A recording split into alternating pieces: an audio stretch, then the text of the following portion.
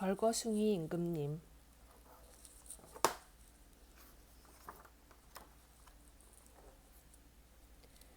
옛날 어느 나라에 멋을 내기 좋아하는 임금님이 있었어요. 임금님은 제단사에게 명령하여 매일 다른 옷을 만들도록 했어요. 날마다 다른 옷을 만들다 보니 제단사는 더 이상 새로운 모양의 옷을 생각해낼 수 없게 되었어요. 그런데 고집쟁이 임금님은 마구 화를 내었어요. 네 옷은 전에 입었던 것과 똑같잖아. 이런 것은 입을 수 없어. 난처해진 신하들은 전국에 방을 내붙였어요. 임금님의 마음에 드는 옷을 만드는 사람에게 상을 내리겠다. 방을 읽은 전국의 제단사들은 즉시 솜씨를 발휘하여 멋진 옷을 만들기 시작했어요.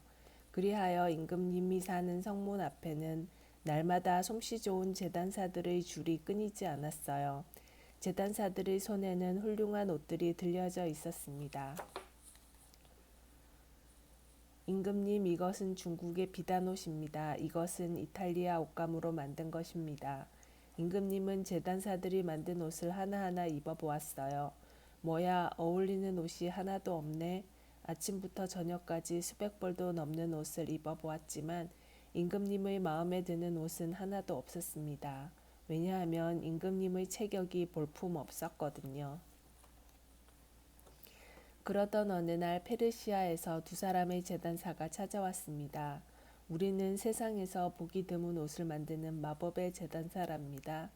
그것 재미있구나. 세상에 보기 드문 옷이란 어떤 옷이냐? 네, 지금까지 볼 수 없었던 무늬와 모양을 가진 참으로 아름다운 옷입니다. 그런데 이 옷은 똑똑한 사람에게만 보이는 신기한 옷이지요. 뭐라고? 그럼 멍청한 사람에게는 보이지 않는단 말인가? 네, 그렇습니다. 허허, 그거 참 재밌겠는걸. 그 옷을 입고 있으면 내 신하 중 누가 똑똑하고 누가 바보인지 당장 알 수 있을 테니까 말이야. 자, 빨리 옷을 만들어라. 두 제단사는 임금님으로부터 돈을 받고 즉시 요란한 배틀 소리를 내며 옷감을 짜기 시작했어요. 새 옷은 언제쯤 다 될까? 궁금하구나. 임금님은 옷감 짜는 것을 보고 싶었지만 또 한편으로는 걱정이 되었어요. 만약 옷감이 보이지 않으면 어쩌지? 옳지, 정직한 신하한테 보고 오라고 해야지. 임금님은 신하를 불러 옷감 짜는 것을 보고 오도록 명령했어요. 신하도 임금님하고 똑같은 걱정을 했어요. 야단났군. 만약 옷감이 보이지 않으면 남들이 나를 바보로 알 텐데. 신하는 조심스럽게 제단사가 일하는 곳을 찾아가 말했어요. 에헴, 일은 잘 되고 있겠죠? 임금님이 새 옷을 기다리고 계십니다. 제단사는 빙긋이 웃으며 큰 소리를 쳤어요. 잘 되어 갑니다. 보세요, 어떻습니까? 색깔과 무늬가 훌륭하죠? 그러나 신하가 아무리 눈을 크게 뜨고 보아도 실오라기 하나 보이지 않았어요. 이 옷감으로 옷을 만들면 임금님의 마음에 꼭 드실 겁니다. 나리. 신하는 난처했지만 아무렇지 않은 척 했어요. 허허, 정말 아름다운 옷감이군. 말로 다 할 수 없을 정도로 아름다워. 신하는 바보가 되기 싫어 보이지도 않는 옷감이 보이는 척 했어요. 제단사는 능청스럽게 말했어요. 임금님께 조금만 더 기다리시라고 여쭈어 주십시오. 옷이 완성되는 대로 보여드리겠습니다. 신하는 곧장 임금님에게로 갔습니다. 신하가 돌아오기를 애타게 기다리던 임금님은 신하를 보자마자 물었어요. 어서 본 대로 말해보구려. 신하는 보지도 않은 것을 본 것처럼 꾸며 임금님에게 보고했어요. 임금님, 저는 여태껏 그렇게 아름다운 옷감을 본 적이 없습니다. 틀림없이 임금님 마음에도 드실 것입니다. 며칠이 지나자 임금님은 또 옷감 짜는 것이 궁금했습니다. 만약 옷감이 보이지 않으면 창피하니까 이번에도 다른 신하에게 보고 오라고 해야지. 임금님은 다른 정직한 신하를 보냈습니다. 물론 이 신하에게도 옷감은 보이지 않았어요. 그러나 바보라는 소리를 듣지 않으려고 이 신하도 거짓말을 했어요. 허허, 참으로 훌륭한 옷감이군. 옷이 다 만들어지는 날이 기다려지는구먼. 다른 정직한 신하도 임금님에게 거짓으로 보고를 했어요. 임금님 정말 좋으시겠습니다.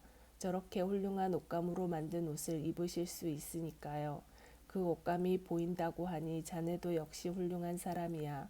신하는 임금님에게 거짓말을 하느라 식은땀이 났습니다. 임금님은 마음이 놓였어요. 임금님은 그 신하가 자기보다 못하다고 생각하고 있었거든요. 저 녀석에게 옷감이 보인다면 내게 보이지 않을 리가 없지. 이젠 걱정 없어. 임금님은 기분이 좋아져서 여러 신하를 거느리고 제단사가 일하는 곳으로 옷감을 보러 갔습니다. 먼저 신하들에게 배틀이 있는 방으로 들어갔어요. 오늘은 임금님께서 직접 옷감을 보러 오셨소. 어서 오십시오. 먼저 여러분들부터 이 빛나고 아름다운 옷감을 구경해 보시지요. 신하들은 아무것도 보이지 않았지만 바보가 되기 싫어 모두 보이는 척 했어요. 오, 참으로 훌륭해. 이렇게 아름다운 옷감은 처음 보는군. 신하들은 임금님께 말했어요. 정말 훌륭한 옷감입니다, 임금님. 어서 들어가 보십시오. 임금님은 두근거리는 가슴을 안고 안으로 들어갔어요. 그런데 옷감이 어디 있지? 왜 내게는 보이지 않는 걸까? 보이지 않는다고 사실대로 말하면 다들 나를 바보라고 생각하겠지. 할 수 없다. 보이는 척 해야지. 임금님은 허허 웃으며 천연덕스러운 얼굴로 말했어요. 정말이지 마치 빛이 반짝이는 것 같아 내 마음에 꼭 드는구나. 신하들도 앞을 다투어 좋은 말만 했습니다. 저도 빛이 반짝이는 것 같다고 생각했습니다. 정말 훌륭한 옷감입니다. 그러나 신하들은 마음속으로는 당황하고 있었어요. 모두 옷감이 보인다고 하는데 왜 내 눈에는 보이지 않는 걸까? 얼른 짜서 훌륭한 옷을 만들어주게. 이번 행차 때는 그 옷을 입은 내 모습을 온 나라 백성들에게 보여주고 싶어. 제단사들은 임금님으로부터 상으로 훈장과 돈을 받았습니다. 그리고 계속해서 옷감 짜는 신용을 했어요. 밤이 되면 촛불을 켜놓고 주위를 밝힌 채 날이 밝을 때까지 긴 배틀을 움직이며 옷감 짜는 척 했어요. 이윽고 날이 밝았습니다. 드디어 옷감이 완성됐다. 이제 옷을 만들어야지. 두 사람은 재단을 하고 바늘과 실로 옷을 꿰매는 신용을 했어요. 얼마가 지났어요. 야, 이제야 옷이 다 완성되었다. 이 정도면 임금님도 틀림없이 기뻐할 거야. 그때 재단사들의 모습을 몰래 엿보는 신하가 있었어요. 그러나 아무리 눈을 부릅뜨고 옷을 보려고 해도 보이지 않는 것이었어요. 신하는 한숨을 푹 쉬었어요.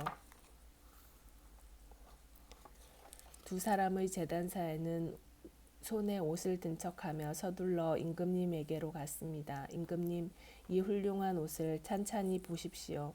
이 옷을 입으시면 온 나라 사람이 넋을 잃고 임금님을 우러러 볼 것입니다. 허허, 정말 훌륭한 옷이로다. 임금님은 아무것도 보이지 않았지만 거짓말을 했어요. 수고들 했다. 내 마음에 쏙 드는구나. 자, 임금님, 지금 입고 계시는 옷을 빨리 벗으시고 이 훌륭한 옷으로 갈아입으십시오. 임금님은 입고 있던 옷을 벗었어요. 재단사들은 임금님을 부추기며 말했어요. 자, 임금님 팔을 꿰십시오.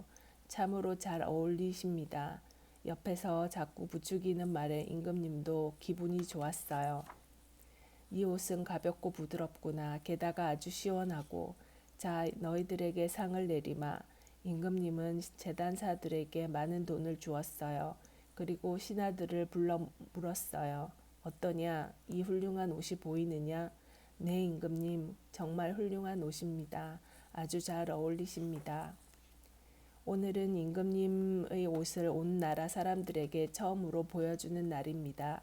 임금님은 으리으리한 행렬을 이끌고 아주 만족한 표정으로 행진을 했어요. 에헴, 내가 입은 옷은 똑똑한 사람만이 볼 수 있는 훌륭한 옷이다. 어떠냐, 보이느냐? 임금님이 벌거벗고 걷는 모습은 온 나라 백성들에게 아주 우스꽝스럽게 보였어요. 그렇지만 바보란 말을 듣기 싫어 보이는 척하면서 칭찬을 했어요.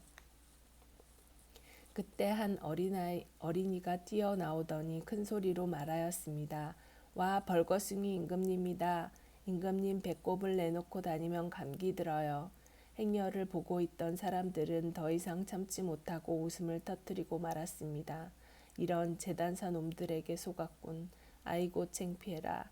임금님은 어린이를 데리고 부랴부랴 성으로 돌아왔습니다. 아이고 불쌍해라. 이제 저 아이는 벌을 받을 거야. 사람들은 수군거렸습니다. 뒤이어 어린이의 부모도 성으로 불려갔습니다. 정직한 내 아들이 어리석은 나를 일깨워 주었다. 임금님은 어린이에게 상을 내리고 그 뒤부터는 뭣도 부리지 않고 좋은 나라를 만드는 데 힘썼습니다. 끝.